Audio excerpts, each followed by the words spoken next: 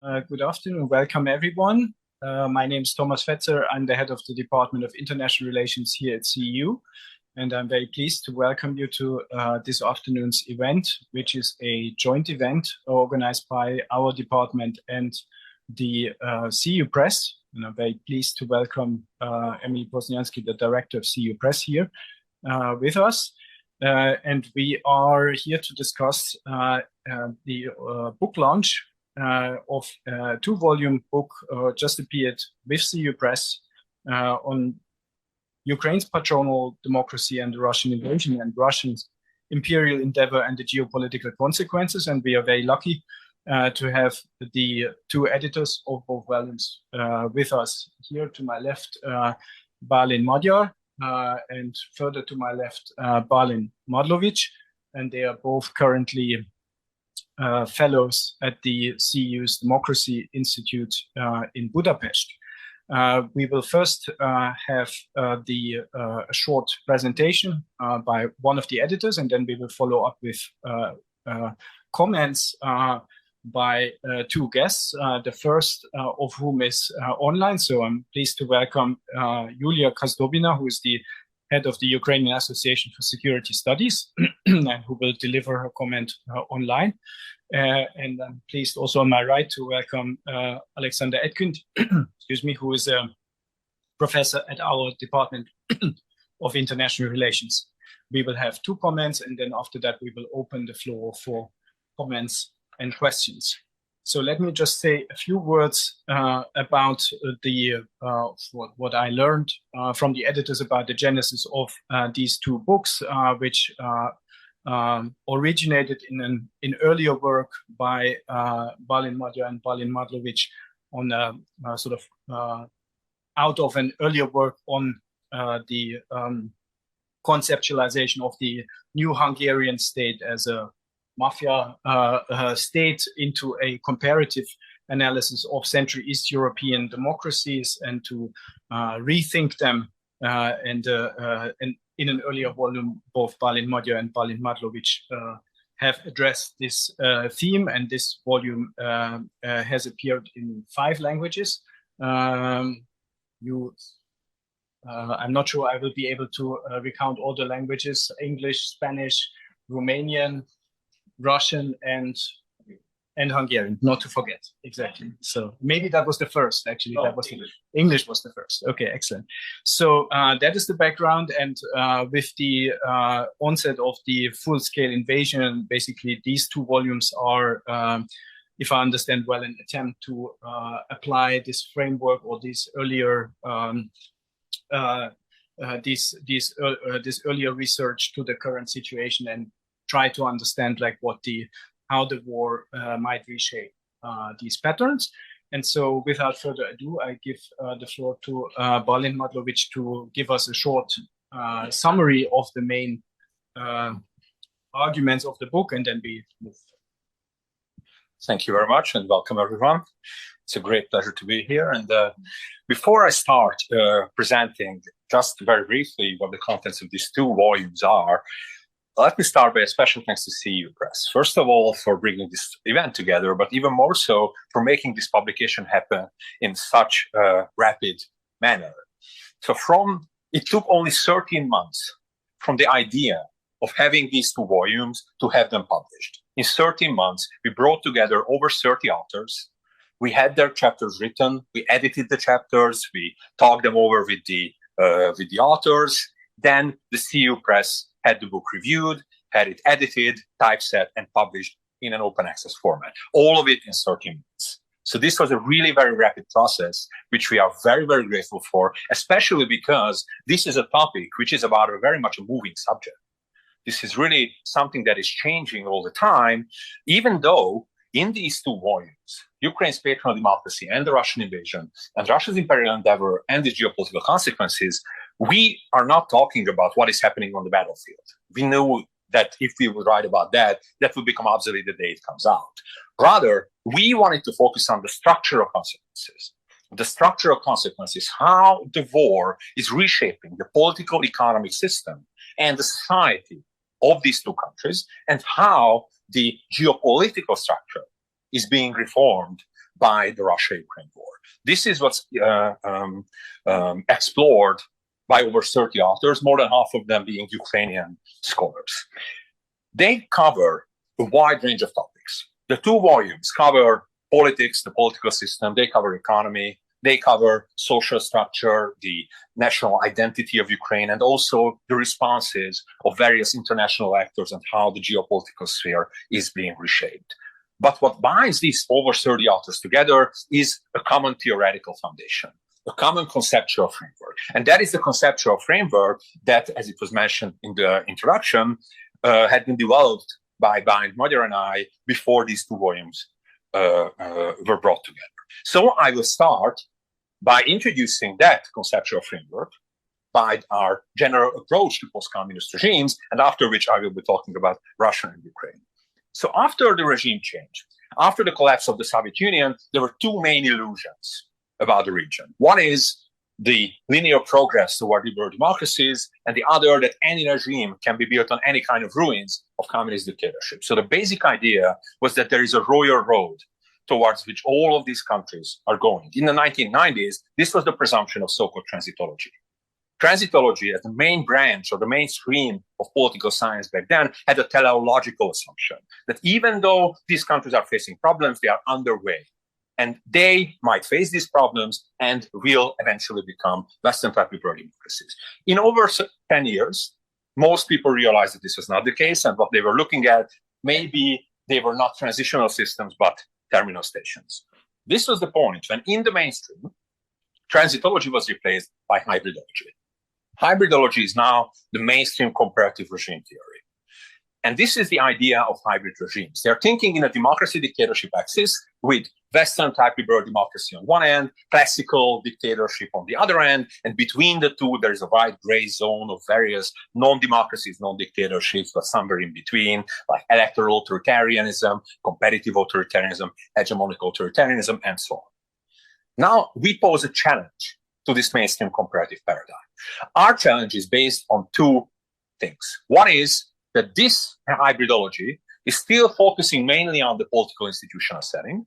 And the second is that it is still using the language of liberal democracies when it comes to describing post-communist regimes. It is still talking about parties, governments, politicians, entrepreneurs, all of these concepts that were developed for liberal democratic contexts. And if they are used in post-communist context, immediately you are bringing in implicit assumptions. You're bringing with them such hidden axioms that are distorting your perception, even unknowingly. We can identify three such axioms that need to be dissolved if we want to analyze post-communist regimes. The first one is that the separation of spheres of social action, political, economic, and communal, is completed, that these spheres have autonomy vis-a-vis each other, and the relationship between them is transparent, formalized, and regulated.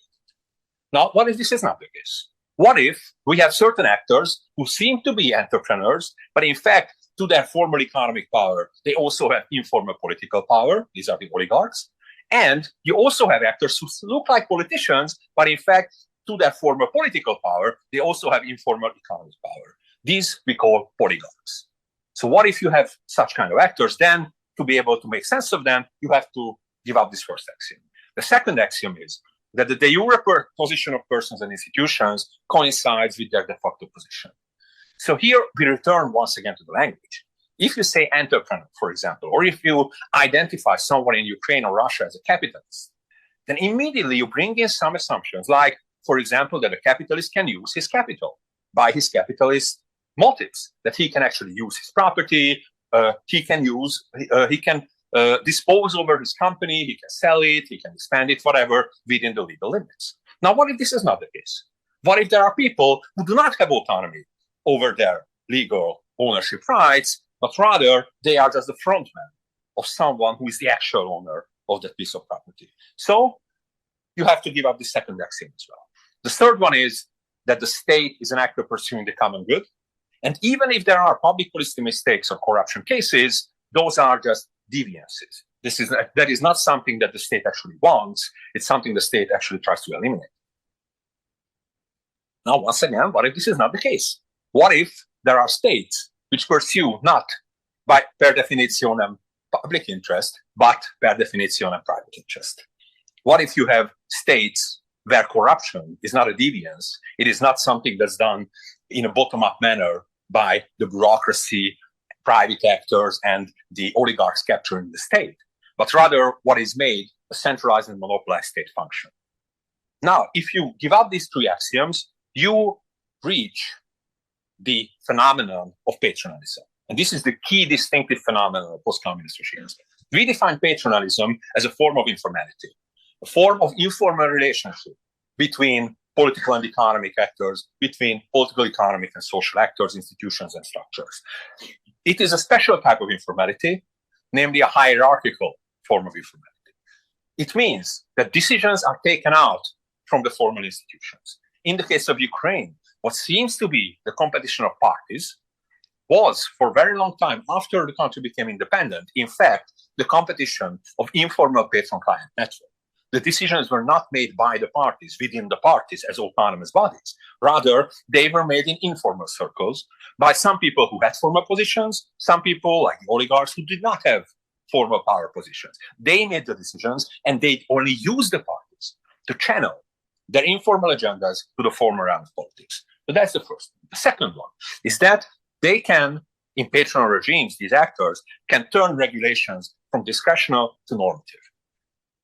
From normative to discretion. This means, for example, in the case of Russia, if you think about Putin's informal patronal network, which is what we call a single pyramid patronal network, a hierarchy with Putin on top as a chief patron of that network, this means that he can give targeted rewards and punishments. Using state power, he can make the actions of the state custom tailored to certain people. He can provide protection and benefits to the insiders of his network, and he can attack those who are outsiders or those who are prey outside the network. This is the second one. The third one is that authorization or decision-making is not done by collective or corporate bodies, but by persons, mainly the chief patron and those who are authorized by him, the sub-patrons. And finally, the hierarchy in such a system is not based on bureaucratic institutional chains like it was in the communist dictatorship with the party hierarchy.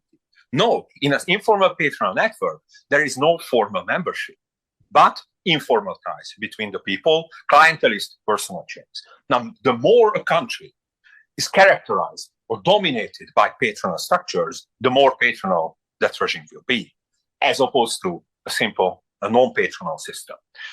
This leads us to expand the democracy dictatorship axis, to not be satisfied with only focusing on the political institutional setting, but we need to double. We need to double the three main categories: democracy, autocracy, and dictatorship. We have two democracies, liberal democracy and patronal democracy. As you can see, Ukraine, as well as several other post-communist regimes, are situated within this triangle around patronal democracy. And in patronal democracy, what seems to be party competition is in fact the competition of these informal patron-client networks. Those are called by Ukrainian scholars, also in the book, political economic clans. Now, there are multiple clans in a patronal democracy which are competing. That's a multi-pyramid patronal network. In an autocracy, a patronal autocracy like Russia, that is a single pyramid network. There is only one pyramid, and that subjugates, eliminates, or marginalizes all the other opponents. That is opposed to a conservative autocracy, where only the political sphere is monopolized, only that is going on is subject to autocratization, but the economy is practically left alone, like Poland was going in that direction. And we have these two forms of dictatorship, the classical communist dictatorship and what we call market exploiting dictatorship. Now, in this triangle, we can present several regime trajectories, including the trajectory of Ukraine. So we can actually visualize how Ukraine developed, starting from communist dictatorship, starting from being part of the Soviet Union, then becoming independent in 1991, and in what direction it went after the regime change. What we can see is that the country never became a liberal democracy. Rather, it became a patronal democracy. And after it became a patronal democracy, we can see a pendulum-like movement going back and forth between patronal democracy and patronal autocracy. There were always autocratic attempts to change the patronal democracy to a patronal autocracy, but these attempts, mainly by Kuchma and Yanukovych, were repelled by the color revolutions, by the Orange Revolution and the Euromaidan Revolution, or as the Ukrainians call it, the Revolution of Dignity. Now, this is what creates what we call regime cycles. However, although these regime cycles, these color revolutions prevented the Ukrainian regime from becoming an autocracy, they also didn't make it a liberal democracy, only returned it to patronal democracy. So this is why the regime cycles came about. To understand this, to understand why the country couldn't become an autocracy, but also couldn't become a liberal democracy, to understand that we need to think a little bit more about the concept of patronal democracy. Now, as I already mentioned, in a patronal democracy, there are various parties competing against each other with various ideological labels, some of them left-wing, some of them right-wing, and so on. But in fact, those are cover ideologies. What is the true thing is that behind each party, there is an informal patron-client network with twin motives. And the twin motive is power concentration and wealth accumulation. They want to use the parties, and they use the parties to maximize their power and to have access to state resources. Now, if such actors populate the political regime, then if any of them gets into power, it will try to break down the system.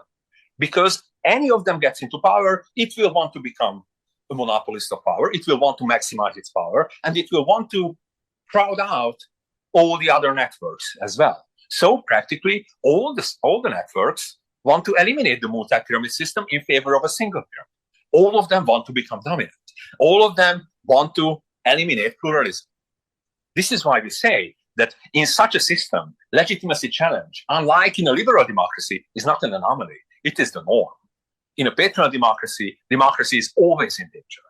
And all the actors want to break it down.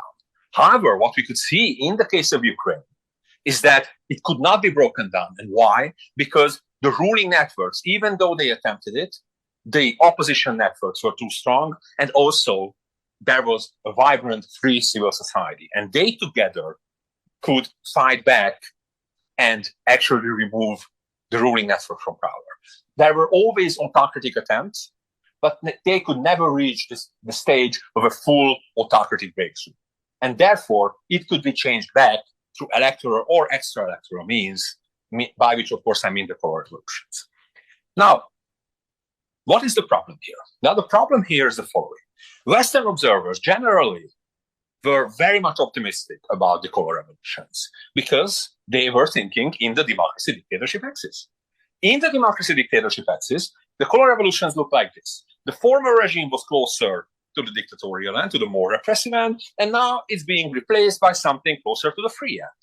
Therefore, it can be only by definition, if you're thinking in that single axis, a liberal democracy. So everyone thought that after the color revolution, liberal democracy would come. Now, that didn't come in Ukraine. And why? Because under the surface of former political competition, although the ruling network was defeated, the opposition networks remained. And when another opposition network came into power, it once again tried to break down the system. Then it was defeated again, and another one came, and that tried to break down the system again, going back and forth in a kind of circular motion. There was always democratic transformation, but no anti-patronal transformation. Everyone tried to break this multi-pyramid setting that you can see with patronal democracy, and transform it into this single pyramid, one patronal autocracy, but they were never successful and returned the whole system back to square one. Now, comparing Ukraine and Russia before the war, before the full-scale invasion of 2022, we can see movements which are almost the opposites of each other. In the case of Ukraine, after 2012, we can see practically the death of democracy. Practically what we can see is autocratic consolidation. So autocratic breakthrough had already happened by that time in Russia. So Putin could establish a single pyramid network. after 2003, getting the supermajority and subjugating and neutralizing the oligarchs. But after 2012, he actually secured the monopolization of the political sphere and the patronalization of society. He could monopolize the political sphere by increasing state violence, and he could, using state power, transform more and more autonomous positions in society into patron-client dependencies. And if you do that, then you eliminate even the chances of any kind of opposition, effective opposition, emerging, because then there will be no autonomous resources against you. Therefore, Putin in this time achieved what we call the fatal combination for democracy, the fatal combination of monopolization of political institutions and patronization of social networks. On the other hand, in the case of Ukraine, what we see after the Euromaidan revolution is an anti-patronal attempt. First, after 2013, we can see a real mushrooming of various anti-corruption NGOs and watchdogs, and they actually took part very much, and this is described in the book there is a chapter by Oksana Hust in the first volume, describing all these NGOs, how they got more and more role in local and national governance, and how then their anti-patronal agenda was also elevated to the rank of central politics by the election of Zelensky. Zelensky is the first president of Ukraine, of post-communist Ukraine, who had no patronal network behind him. He is the first anti-patronal president, practically, and he had this strong anti-patronal agenda, for which he also started increasing presidential power already in this period. So in the case of Ukraine, we saw practically the opposite of what we saw in the case of Russia. In the case of Ukraine, after the Color Revolution, after the Revolution of Dignity, we saw an anti-patronal attempt, an attempt to break out of those regime cycles I was talking about. Practically what happens first is a real mushrooming of anti-corruption NGOs with increasing role in national and also local governance. The local governments also underwent a so-called decentralization reform in 2014. All of these are, by the way, described in the first volume. There are chapters by Oksana Hust, an Ukrainian author, also Alexander Fisun, another author, who describe all these processes and how they affected the Ukrainian regime already before the full-scale invasion to an anti-patronal effect. And all these anti-patronal agendas that were represented by mainly these civil society actors, it was elevated into the rank of central politics by the election of Zelensky. Zelensky was the first president of post-communist Ukraine who was not a patronal president, who did not have an informal patron-client network behind him. So together, the combination of social activism and Zelensky's exceptional legitimacy posed a challenge to the patronal element of Ukraine's patronal democracy. Now, at this point, before the full-scale invasion, it was really not clear which side was winning. It was really not clear which is the stronger side. Now, what do we see after the full-scale invasion starts? Well, in Russia, what we see is a movement towards dictatorship, a movement towards a more and more formalized repression, a stronger and more formalized repression with weakening civil society, a weakening oligarchic side of the ruling elite. Whereas in Ukraine, what we see is also, on the one hand, the weakening of the oligarchs, but we also see the strengthening of anti-oligarchic, anti-patronal elements. On the one hand, we have weakening patronal element because the oligarchs are suffering losses. They're losing wealth, they're losing markets, they're losing assets, losing properties, also analyzed in the book. And on the other hand, we have Zelensky, who is centralizing power because of the war. The war goes into war mode, and as a almost necessary result of that, the whole state and whole state power becomes much, much more centralized. And he uses this power, among other things, to crack down on the oligarchs very, very strongly. So with this de-oligarchization, what we see is that Ukraine is really breaking out of these regime cycles, that there is an anti-patronal transformation undergoing. However, there is a problem here. And the problem is, what is Zelensky doing right now? So this is what Russia's trajectory looked like, as opposed to Ukraine's trajectory. It did not have the pendulum-like movement, but actually going to patronal autocracy and now an authoritarianship. Now this was achieved in the following way. Putin, back in the early 2000s, 2003, and afterwards, he centralized power and neutralized the oligarchs. Now what is Zelensky doing right now? He centralizes power and neutralizes the oligarchs. So, are they something similar? Is it true? I can also ask, is it true what I was telling you just a minute ago, that Zelensky is in fact carrying out an anti-patronal transformation and breaking down the patronal element? Or is he achieving something that none of his predecessors could do, to actually establish a single pyramid network, to actually break down the multi-pyramid competitive system that was, and moving the country toward an autocracy? Is this the future of Ukraine? Well, in this book, we try to analyze this question as well, and our answer, in a nutshell, is no. And the no is, or the why we have this answer, is mainly because Zelensky's single pyramid rule, his network is not a patronal network. He is not a patronal president. Still, he doesn't have an informal single pyramid patronal network. There are some similarities. There are some similarities to what we see in patronal autocracies like Russia or Central Asian countries or Hungary.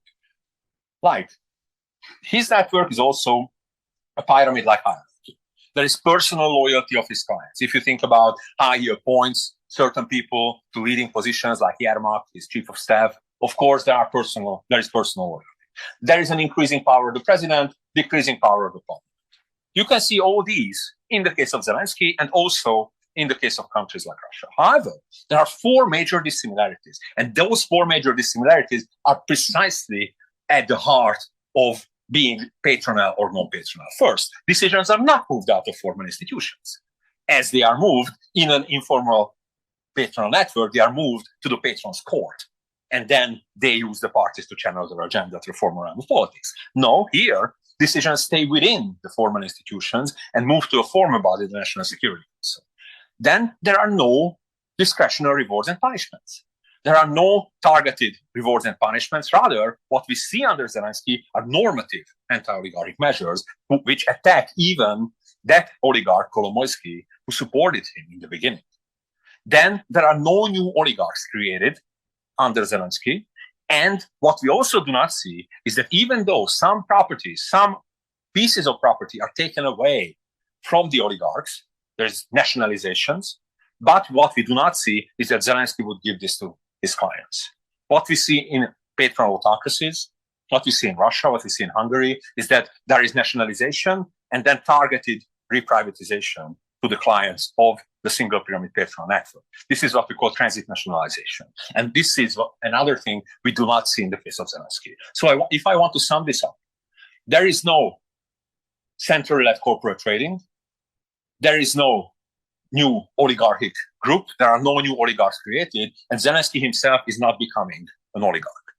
So if those three things are together, or rather the lack of those three things is together, that means that there is genuine change in Ukraine.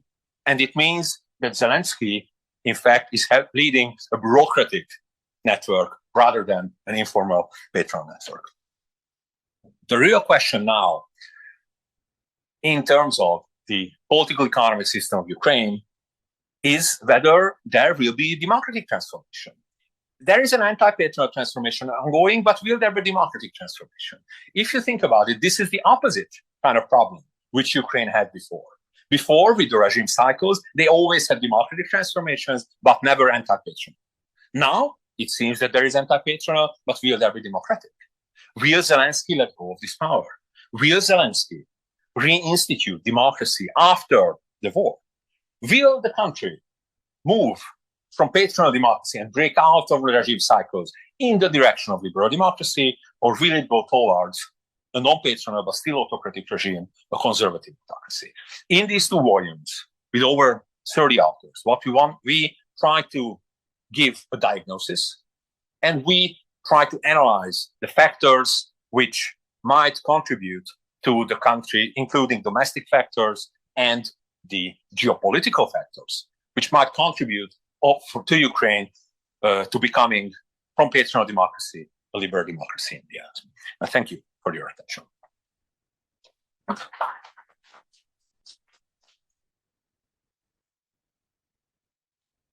Yeah, thank you very much, Bálint, for this excellent outline of 2 volumes, which is not an easy task to do in 20 minutes.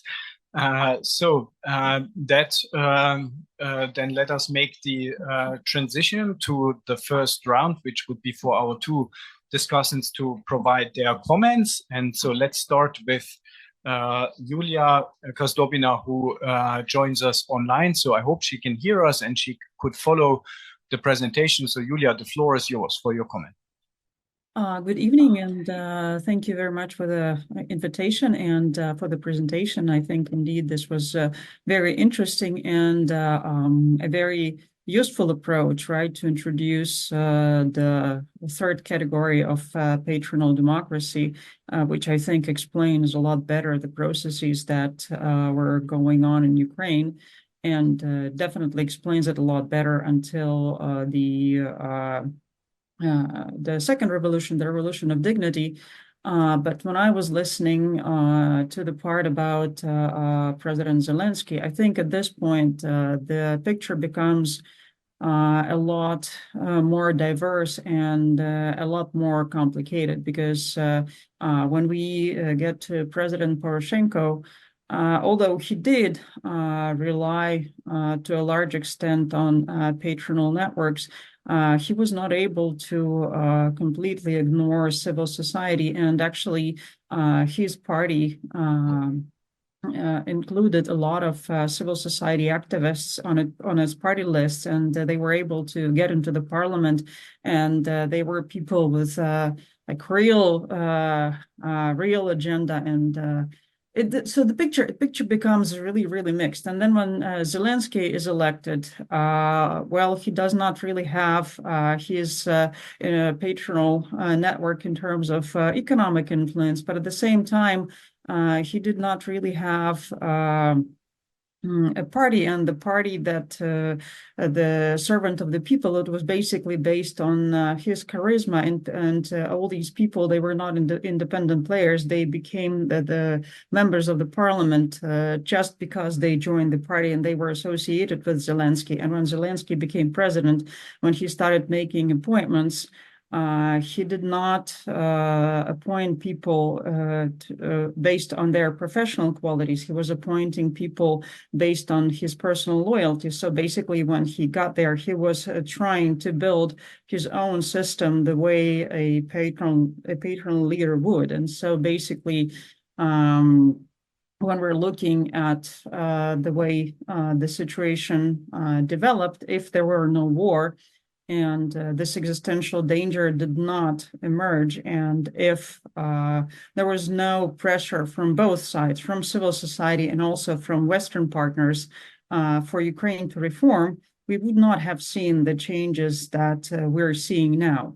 And I think the important thing that was happening under Zelensky is the change in the institutions. So when he came, he did not really respect all the institutional structures. He was trying to make decisions really fast by passing all the procedures, and people who were working inside of the system, they were complaining that he is basically ruining the institutional structure of the Ukrainian government. And so I think in that respect, it's not only the oligarchic part, but also the institutional part that he ruined to a certain extent. And so now when Ukraine has to respond to the Russian aggression and it has to become more efficient, now he is more willing to listen to the outside advice and to the people who actually want to make change. So he's now making this different sort of union with a different type of people based on different motivation, I would say. So the picture is a lot more mixed, and we still don't know what's going to happen and whether or not Ukraine is going to become a liberal democracy. I think to a large extent it's going to depend on whether or not Ukraine will be able to reform its law enforcement system, first and foremost, because even if we talk about the role of anti-corruption NGOs, yes, they're important, but if you don't have a functioning law enforcement system, they don't really make a change. Very often they only lead to anti-government moods. They lead to depression, to this feeling that nothing is changing, right? But if there is a law enforcement that actually picks up those cases that the anti-corruption NGOs bring up and actually investigates them, and they end up in punishing corrupt officials or weeding out corruption, that's an important thing. And we're seeing a mixed record so far. We've seen real changes in the defense system, in the defense ministry. We're seeing real institutional changes, but at the same time, we have not really seen a change in the recent case when there was SBU following journalists, right? And so we did not really, we basically saw the usual reaction when people did not get punished for violating the law, but they were dismissed from their positions, but they were still left in the SBU. They were sent to some other parts of the country. And most likely when this wave goes away, then they will be returned. So basically, this is the usual reaction of the system. And so a lot is going to depend on whether or not there's going to be a real change in the law enforcement and security services. And that's going to be an answer on whether Ukraine is going to go to the liberal democracy path. But generally, I think it's a very interesting and very useful approach, but it's not as clear cut when we get to the point after the revolution of dignity. Thank you. Thank you very much, Julia, for the comment. And let's just continue with Alexander Etkind's comment.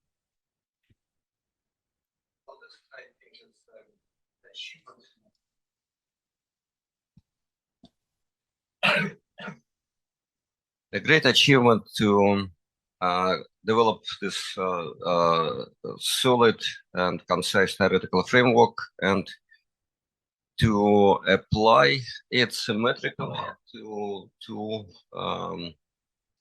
antagonistic systems in the time of military conflict, making them both compared, not necessarily comparable, but compared in this consistent, really scholarly way. So it's very challenging, I think, moment for such a work. And I can imagine that you will confront lots of criticism from both sides, because that's war.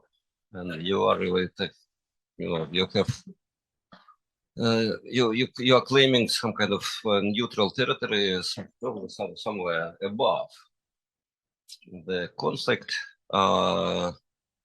It's like a bird view. It's also this kind of language of schemes and concepts, dry language. I think purposefully purified of this sort of militant drives and passions. And I think that's what's very difficult to do it now, and remarkable that you have done it so quickly and I think very effectively.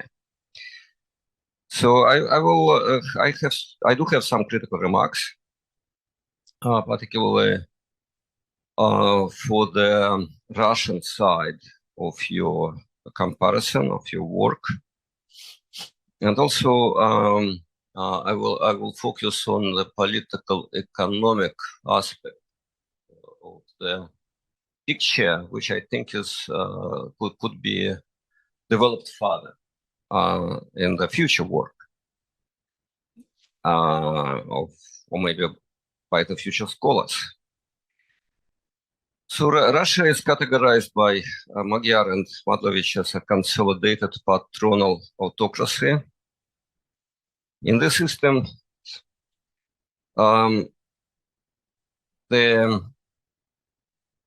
patronal already sounds very sort of dry to me. I would really prefer more resonant terms, something like predatory.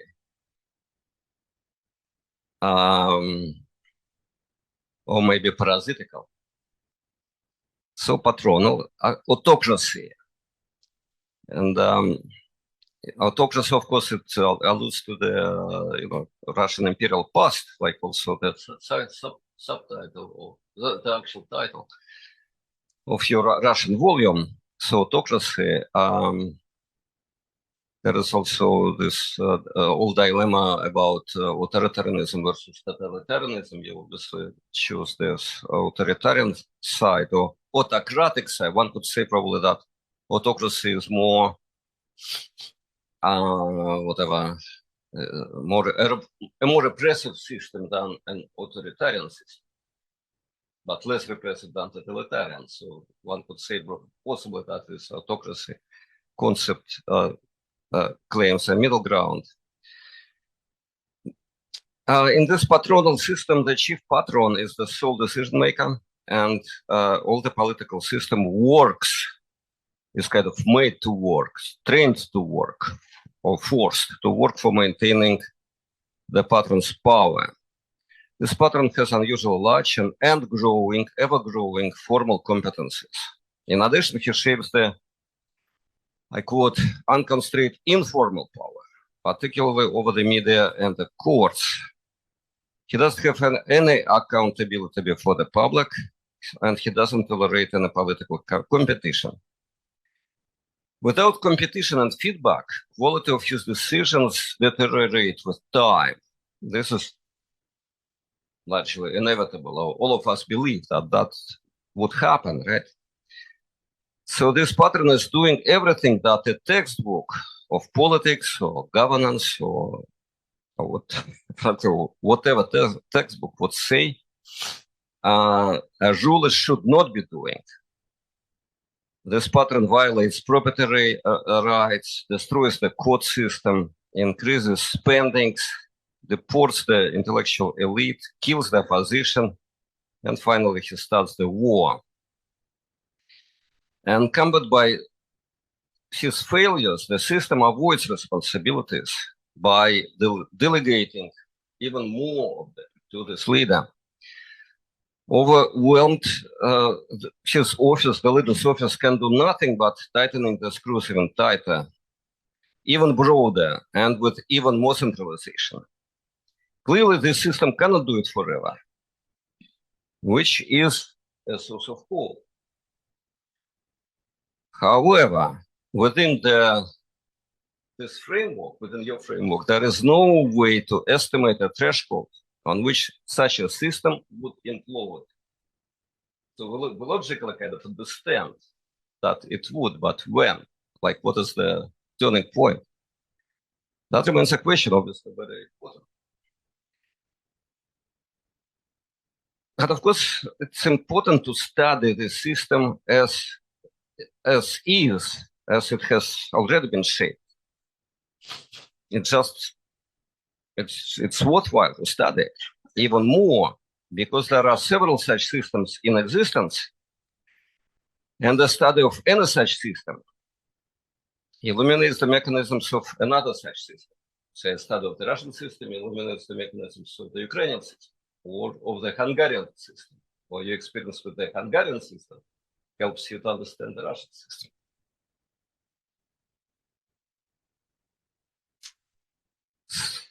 So, and though I think that your patronal scheme is too weak for a truly critical study, I fully agree with this book, explicitly monofocused, but implicitly comparative approach.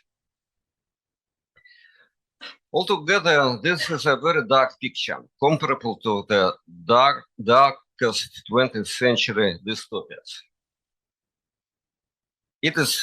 This system is clearly unsustainable in the long run. But how does it support itself, even in the short term, in its day-to-day dealings? That's a question, I think, of political to political economists rather than to political, like to structural theory. But let's think about it a little bit more. So since we're talking about the real world rather than about polemical novels or dystopias, a big question looms unresolved. How does such a system finance itself? Say in 2022, the budget of the Russian Federation reported the revenue of $341 billion. And its expenses were $2 billion more. So it did need all these billions, a lot of money, roughly a half of the spendings of Pentagon for the same year. With some exceptions, the Russian budget had been growing every year before the last stage of the war started. So it's huge budget. It had even been growing. And of course, now we know how this huge money were spent on financing the war. But this military spending is another story. Right? It's already the third story that we're discussing. My question is, however, is how do the first two stories, one of Russia's huge and inefficient system of governance, and another of the same country's growing revenue, how do these stories come together? Okay, these two stories are compatible on one and only one condition. The main product of such a country does not depend on the quality of management, on competitiveness, feedback, austerity, human capital, property rights, and other myths and mechanisms of neoliberal governance. Roughly speaking, this product, the main product of such country, should be such a product which could be sold with little or no competition, such a product which price does not depend on human labor, and such a product which summary value would be enough for covering all the inefficiencies, crimes, and other errors of the ruler. There is such a product in the modern world, and its name is oil. Its sales are based on a monopolistic, or rather oligopolistic, or rather oligopolistic. That's my own neologism. Arrangements. This product is not labor intensive, so that very few, in Russia, just 1% of the population are involved in its extraction and distribution. And since there are very few involved in it, very few can control or just understand what's going on. And of course, oil is a mass product, which sales cover year after year about 2/3 of the Russian budget. So this is my only criticism of this book, of the Russian. It reveals the superstructure of the Russian politics, but tends to ignore the basis of the Russian economy. However, the basis is essential, and omitting it is pretty sad. You cannot imagine Putin's Russia to make its huge income by producing cars like Slovakia or chips like Taiwan. You can imagine it, and you know it as is, only as an oil and gas-based economy, a petrostate. And I think this is kind of this fact, which is no discovery whatsoever, but this truism is underrepresented in your book. To give one example, the word oil is used in your book less frequently than the word trade by the factor of 3. And it is rarer than the word power by the factor of 6.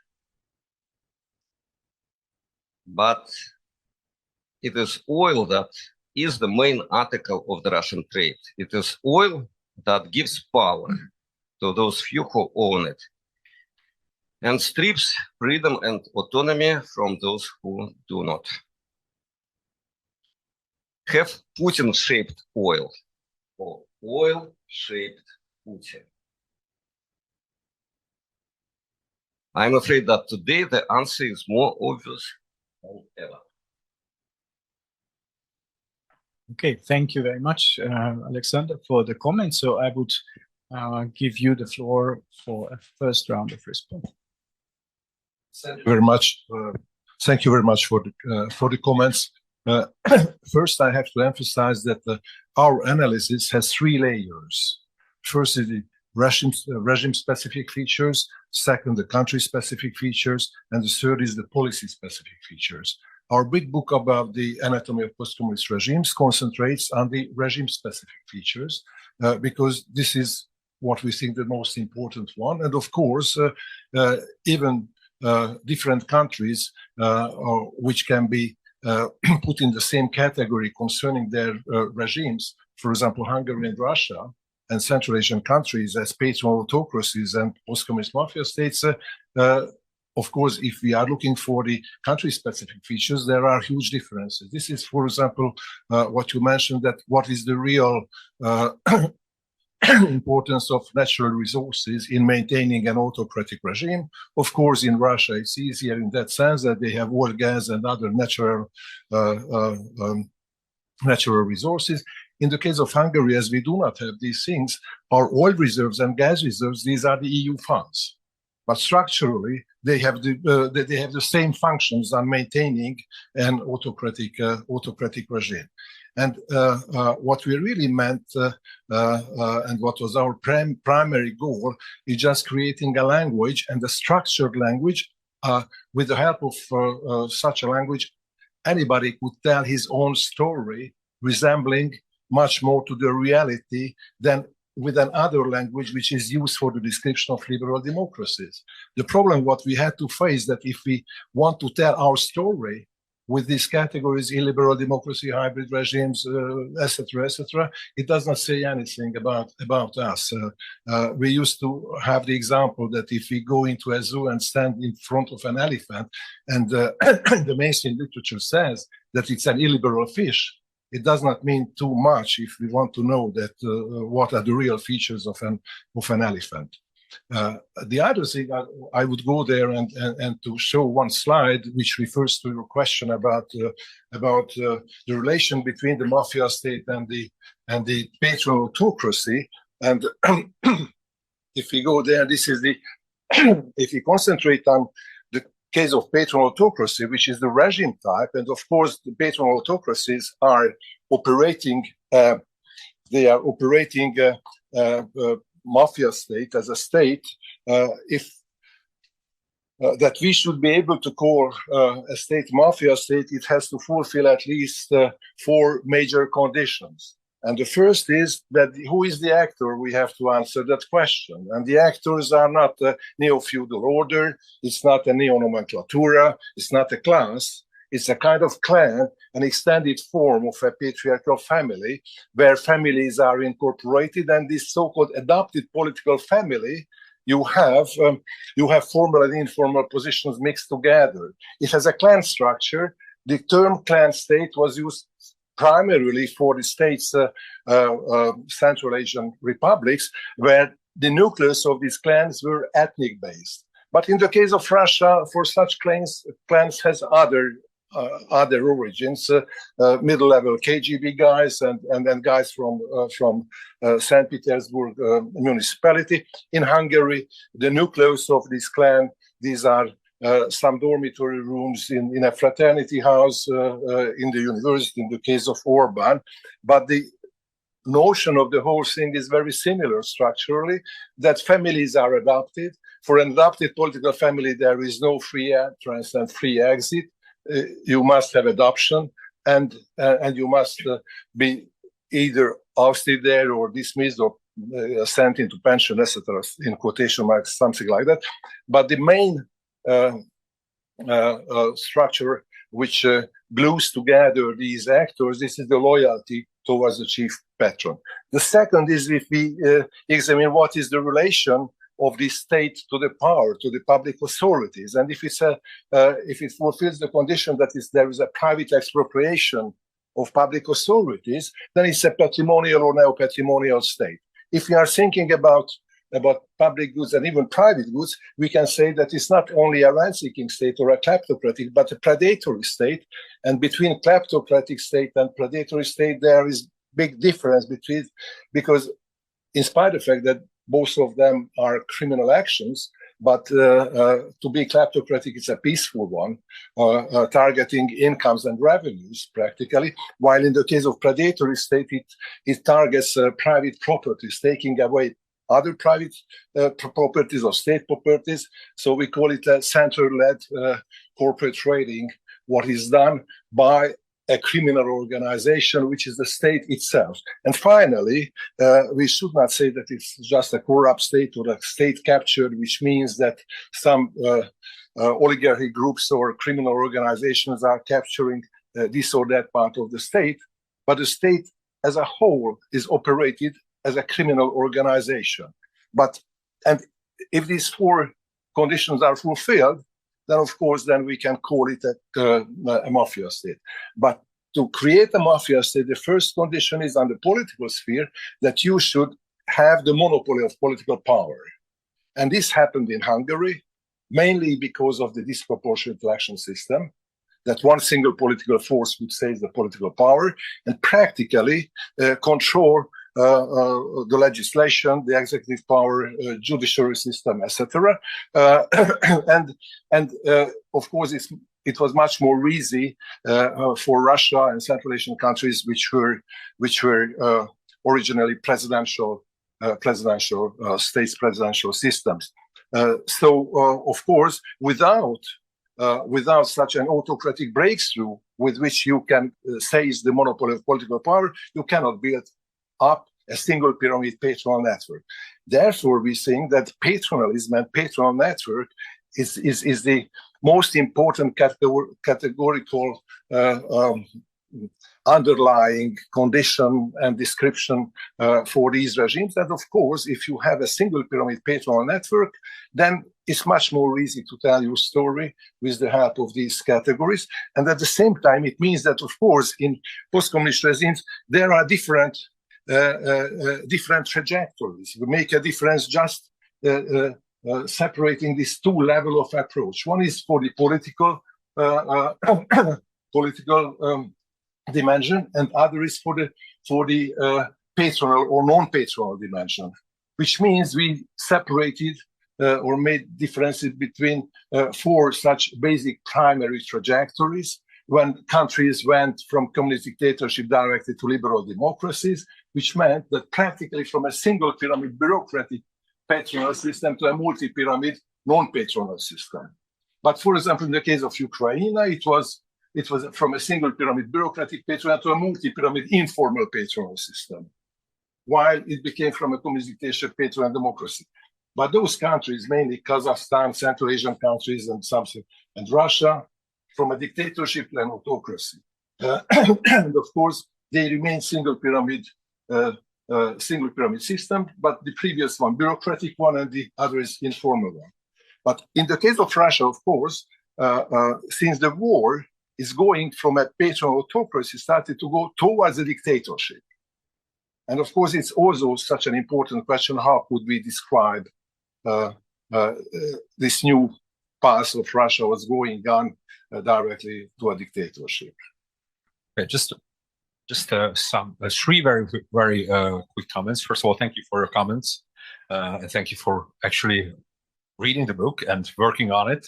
I know these are 2 volumes and many studies, but I still hope they are quite readable. Just 3 very short comments. First, you mentioned that we didn't really deal with how these patronal autocracies fall down, and it really is a dark picture that we are drawing, because based on our model, it is really like that a consolidated patronal autocracy is almost impossible to break down. Well, it is in fact possible to break it down. And in our big book, The Anatomy of Post-Communist Regimes, or the short version of it, The Concise Field Guide to Post-Communist Regimes, we, for example, deal with the problem of succession and how that can create a change or a turning point within such a system. However, now with these two volumes, we just wanted to focus on the structural consequences of the war. And breaking down the Russian system, as we just heard from Bálint, is not one of the consequences of the war in Russia. Rather, it is going from a patronal autocracy in a direction of a more oppressive, more open, from informal to more semi-formal, or even more formalized dictatorship. So that's the first one. The second one is about oil and the oil reserves. In this book, in the two volumes, we actually try to reflect on it a little bit, even though not as fundamentally, because as Bálint said, we were mainly interested in the regime-specific features. We were interested in this triangle. We were interested in how, because basically what really dynamized the Ukrainian political system for 30 years, these were the patronal networks. And the question is now how this is changing and how practically the whole political economic system is changing. If you want to answer that, then you have to focus on the regime-specific features that we did and the oligarchic structures and how it is moving from patronal democracy in what kind of directions. But there are actually two studies that are reflecting on the question of energy. First, also in the one in the first one, the other in the second one, from two sides, from the side of Russia and from the side of Ukraine. In the second volume, there is a study about sanctions. It's written by a Hungarian economist, Dóra Györfi. And in her study, she actually uses the term neo-backwardness for the Russian situation. What is emerging now with all the sanctions cutting off Russia from key markets, and how it is trying to cope with that, and how it creates a kind of crisis within Russia that is unlike the cyclical crisis of capitalist economies. So, and that of course involves, to a large degree, the question of selling or able to sell the energy as well on the world market. So that's the thing from the side of Russia. In the first volume, there is a study by Dmytro Tuzansky. And Dmytro Tuzansky analyzed the question of energy from the perspective of Ukraine, especially because what he argues is that even though these regime-specific features, and even my presentation, mainly focused on the domestic informal patronal network, domestic adapted political families competing against each other in the guise of parties. In fact, what Tuzansky says is that there is a kind of super patron above them, and that was Russia. That was Russia in the sense that because Putin supported energy, he also had a kind of direct influence on Ukrainian politics, on at least some patronal networks, mainly Medvedchuk's network. He was rather very much influential on it, but also practically because Ukraine was so much dependent on energy, and it was a transmission country for it also towards the more Western countries. It created a kind of situation that is now also changing as the war is going on, and Ukraine is actually trying to make itself independent in that regard as well, and how that is described, how this kind of political economic system of Ukraine is making itself more independent from that kind of influence as well. And the final point, and now I'd like to answer Julia's point, that indeed we can see that, of course, this is a model that we are presenting. This is a model of patronal democracy and patronal autocracy. And as a model, or if I want to speak in the language of sociology, these are ideal types. And of course, an ideal type always has some degree of simplification because it focuses on the key features. It focuses on those features that define the dynamics of all these regimes. But what we believe is that these are, in fact, what we are presenting. These are not simplifications of reality, but they make the understanding of reality simpler. And that is a great difference between the two. Thank you. So I'm not a at all like very familiar with the concepts you're using and the literature you're basing this in. So it was very interesting for me and sort of to think about this, especially this concept of patronal democracy. And so it was also interesting to see this exchange, which seems to be a kind of a question about whether, you know, this more established literature on the resource curves and the kind of the question of the economic basis of this of these kinds of regimes is somehow more fundamental than the network properties that you can describe. And I suppose like the question would be like how many non resource curses for how many non resource curses you can demonstrate that these properties actually exist, so that the comparative poverty is large enough to make a good case.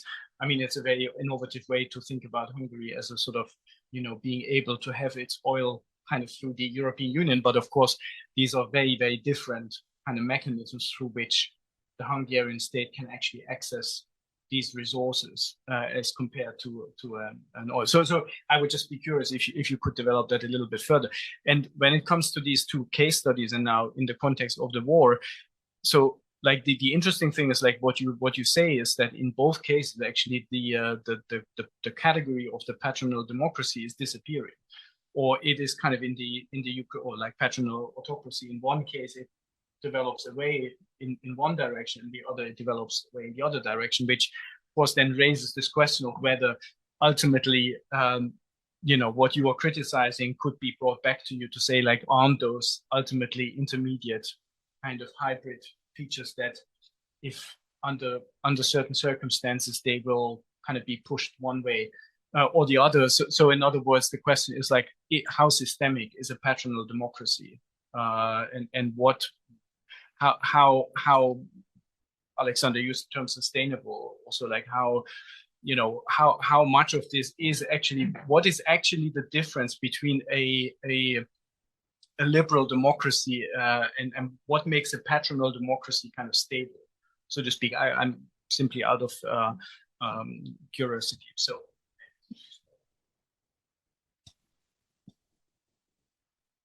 let me try to answer for your last question. What makes a patronal democracy stable?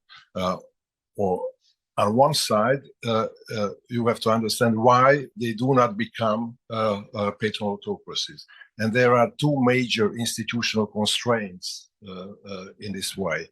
One is the proportionate election system. The second is the divided executive power. So as Bálint in his presentation told that just wanting to concentrate power and to build up a single pyramid patronal network, it's a norm in these patronal democracies, but these are the major institutional constraints. In the case of Hungary, and this is our tragedy in this sense, that we had a very disproportionate election system, which meant that when we had a political, economic, and to some extent moral collapse in 2009, 2010, then the Fidesz as a single political force with the 53% of the votes, they got 67% of the seats in the parliament. When they had this is the constitutional supermajority what they reached, they unilaterally changed the constitution and the election law. Since that time, in 6, 7, 8 waves, about 300 places of the law, always half year, 1 year before the elections, as it was needed. Next elections in 2014, they had only, I mean in quotation mark, 44% of the votes, but they still had 67% of the seats. So they made this election system even more disproportionate. While in other countries, I think that Romania, Slovakia, Serbia, Bulgaria would be the same patronal autocracy if they would have such a disproportionate election system what we had, but because it's not a matter that whether it's a left-wing party or right-wing party, Basescu or Ponta in Romania, they would build up such a single pyramid patronal network. And the other thing is this divided executive power. practically we have a president in the country not directly elected, but by the majority of the parliament. It's just a puppet of the prime minister in such a system. While in other patronal autocracies like Russia and Central Asian countries, they are presidential systems. And from a presidential position, it was much more easy to build out such an autocratic regime. Even in Central Asian countries, the former chief party cadres and chief KGB cadres became the new autocrats of these regimes. So this is why we see that in spite of the fact that there is a huge tension between the constitutional set of a country, which resembles very much to the Western societies, on the other hand, the stubborn structures, what we wanted to describe, not just euphemistically with stubborn structures only, but somehow defined. And this is why we use the term of Henry as patronalism and wanted to separate it in subcategories. That what does it mean exactly? This creates this cyclical character of these regimes. The question is that how large is the amplitude of these cycles in these countries? In Ukraine was the biggest one. Because of the two-color revolution needed to turn it back. In Moldova, it was a less narrower, while in Bulgaria or in Romania or in Slovakia, this cycle has a much smaller amplitude. So it gives at the same time an insecurity of this regime type, a permanent move, but at the same time they are unable to go towards the direction of liberal democracies and towards the direction of patronal autocracies as well. But if you once have a patronal autocracy, and this is bad news for Hungary, that I think that that in Hungary now you cannot win or cannot defeat the government or this regime through elections, because again, turning back to the language, what is used by the mainstream Western literature, that the elections can be free but not fair. You know, it does not describe the situation in Hungary, because it's something like that before a run race, you cut one of the legs of the runners, you know, competitors, and you said, okay, he has the right to be a part of the competition with one leg. Yeah, so he is free to run, while it's not exactly fair that he only with one leg. No, this is the discussion. In Hungary, you practically cannot win. And this is the case especially, even much more in Russia, where they either physically or administratively liquidate any potential competitors on the so-called elections. So it's a bad news for us, you know, and in a patronal autocracy, what makes a difference between the Polish and Hungarian one, Polish autocratic attempt at the Hungarian autocratic regime, that Kaczynski was an autocrat but not a criminal. He did not patronize the regime, he's not a criminal. In Hungary, Orban is an autocrat and a criminal at the same time. The regime is a criminal regime, and therefore the stakes of the elections are absolutely different from those what were the stakes of the elections, for example, in Poland, because there, what could happen that Kaczynski, from a leading position, he became in an opposition position, while in Hungary is the question that whether Orban is an omnipotent, or he or his family could be a target of judicial process, you know, and treated as a criminal, what he is according to the existing Hungarian criminal code. And this is what makes these autocratic regimes very dangerous, because all these autocrats knows that while, of course, their clients there has no or have no free exit from this patron client network, for them also there is no free exit. Because if Putin knows and Orban knows also what happened with Yanukovych, what happened with Moldova with Plahotniuc, what happened with Gruevski in North Macedonia, where the Hungarian Secret Service had to escape for Gruevski to Hungary, and for the others autocrats.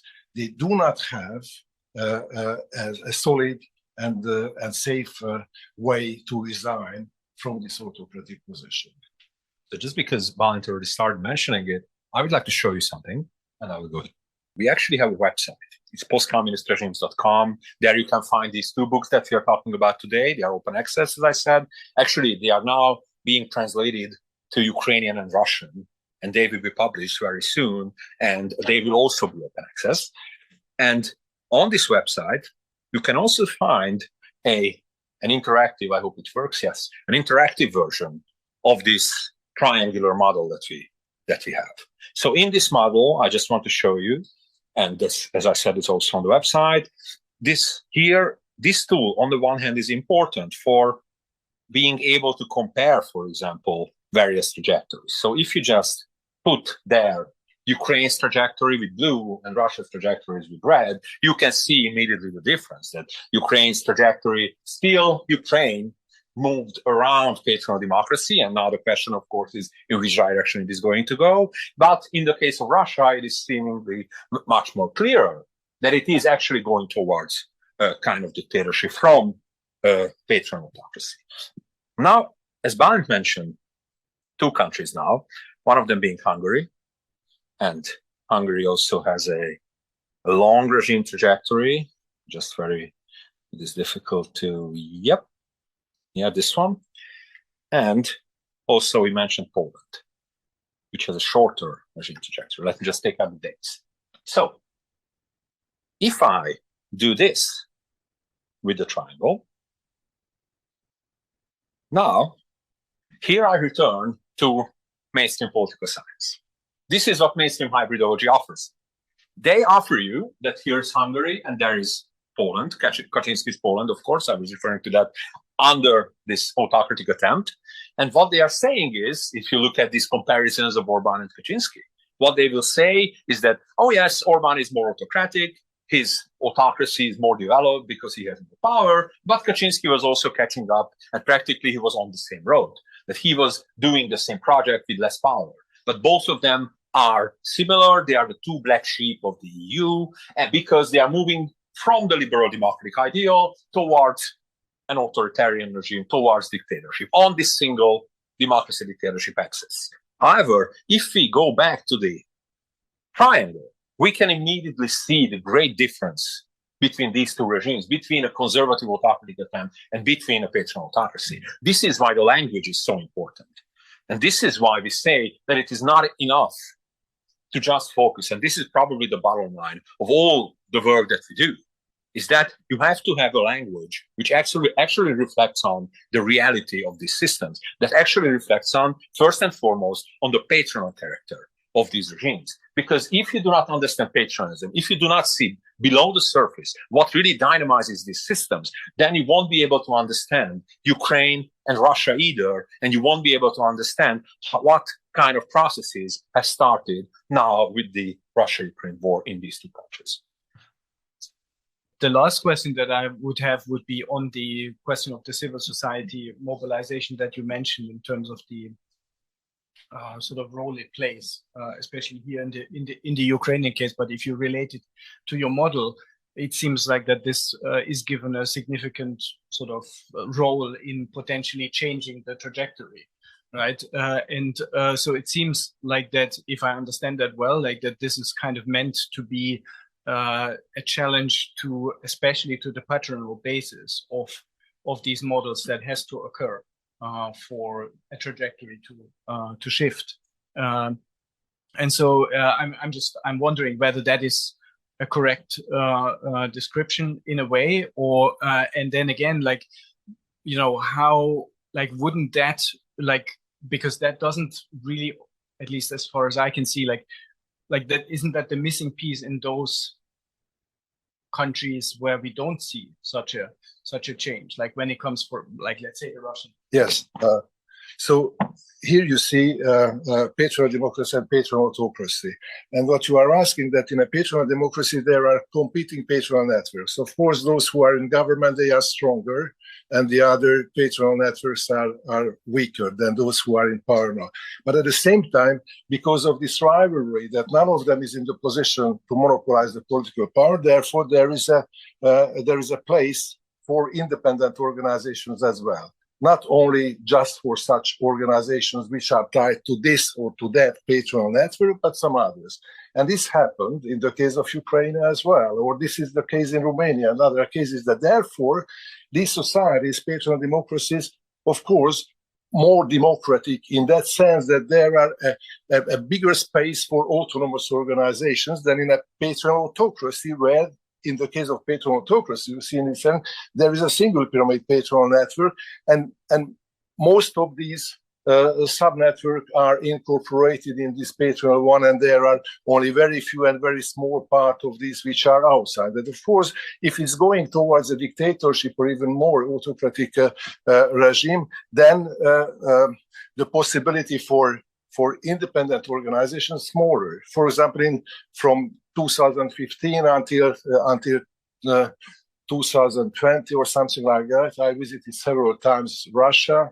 I had lectures at the International Memorial twice, at the Sakharov Center, at the Yeltsin Center, European University. All of these are practically forbidden and closed for the tightened and more stronger autocracy, which was before, and some others. It's not the case in these countries where you have patronal democracies.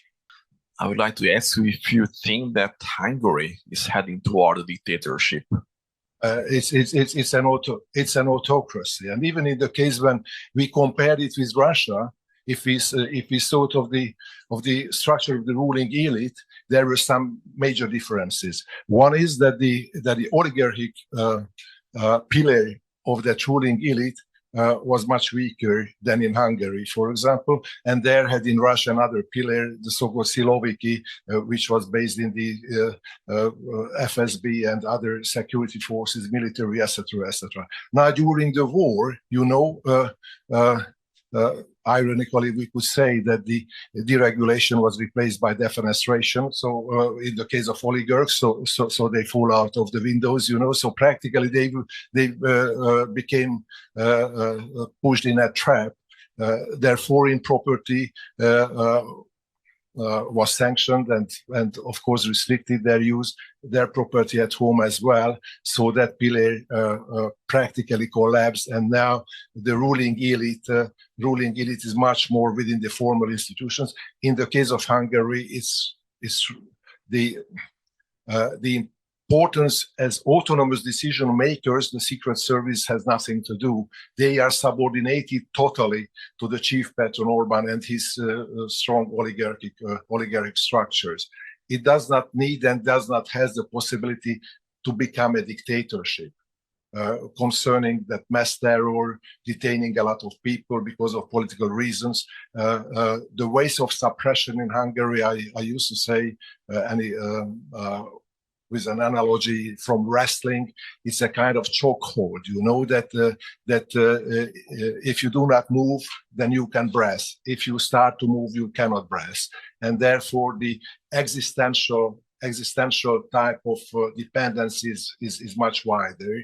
They can easily destroy the existential base of different enterprises, persons, and so on. And the glue within this patronal network, the single pyramid patronal network, that to be a criminal, it's a condition to belong to that. Otherwise, you cannot be blackmailed. You cannot be tied directly to this patron client network. So the power practically compromises most of its clients in such a way that, according to the Hungarian existing criminal code, they are committing some crimes, economic crimes, I mean, and such a way it's a relatively stable system. Then let's conclude and thank everybody very much, our two editors and our discussants. Thank you, Julia, to you for your comment and joining us today online, and thank you to everybody in the audience for coming. And there's a small reception behind there for everybody. Thank you very much.